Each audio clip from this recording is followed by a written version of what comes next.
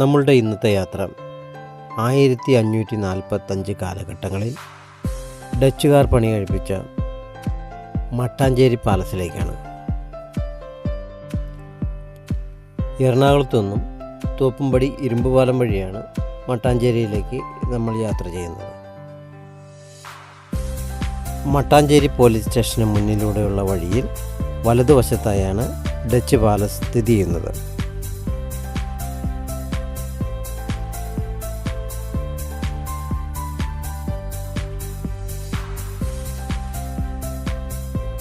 Mattancherry private bus സ്റ്റാൻഡിനോട് ചേർന്ന് തന്നെ ഇടതുവശം ചേർന്നാണ് ഈ പാലസ്.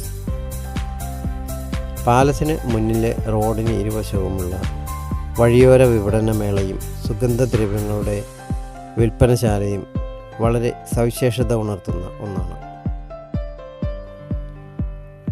പുരാതനമായ ആൻറ്റിക് സാധനങ്ങളുടെ വിപണനമേളയ്ക്ക് പേരുകേട്ട ഒരു സ്ഥലമാണ് മട്ടാഞ്ചേരി.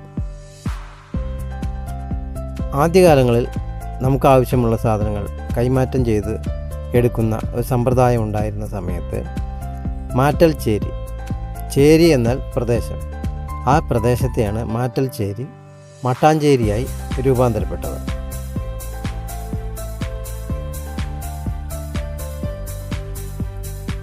ഈ കാണുന്നതാണ് പാലസിലേക്കുള്ള പ്രവേശന കവാടം. പാലസും പ്രവേശന കവാടവും പൂർണ്ണമായും ഡച്ച് മാതൃകയിലാണ് പണി കഴിപ്പിച്ചിരിക്കുന്നത്. പാലസിനോട് ചേർന്ന് തന്നെ ഒരു ദേവി ക്ഷേത്രവും നമുക്ക് കാണുവാൻ സാധിക്കും. പഴയന്നൂർ ഭഗവതി ക്ഷേത്രം എന്നാണ് ഈ ക്ഷേത്രത്തെ അറിയപ്പെടുന്നത്. ഈ ക്ഷേത്രത്തിൻ്റെ ഓഫീസും കാര്യങ്ങളും എല്ലാം ഈ പാലസിനോട് അനുബന്ധമായാണ് സ്ഥിതി ചെയ്യുന്നത്.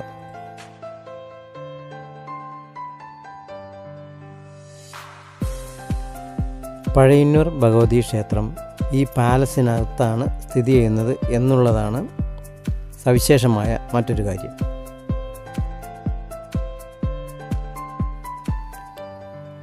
പാലസിനോട് ചേർന്ന് തന്നെ ഇടതുവശത്തായി മറ്റൊരു ക്ഷേത്രവും നമുക്ക് ദർശിക്കാനാവും.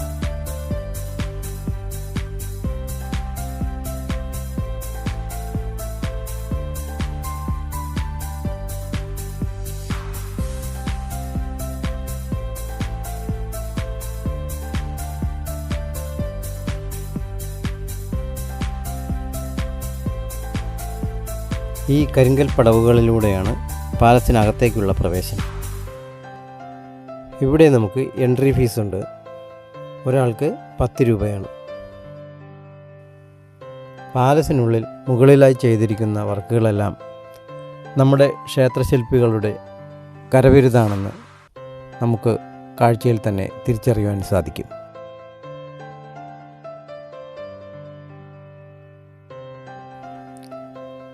പാലസിനകത്ത് നമുക്ക് കാണുവാനുള്ളത്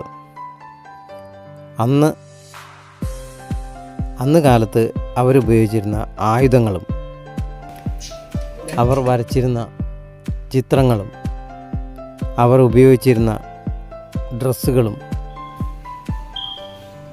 അവരുപയോഗിച്ചിരുന്ന പാത്രങ്ങളും അവർ സഞ്ചരിച്ചിരുന്ന വാഹനങ്ങളുമൊക്കെയാണ്.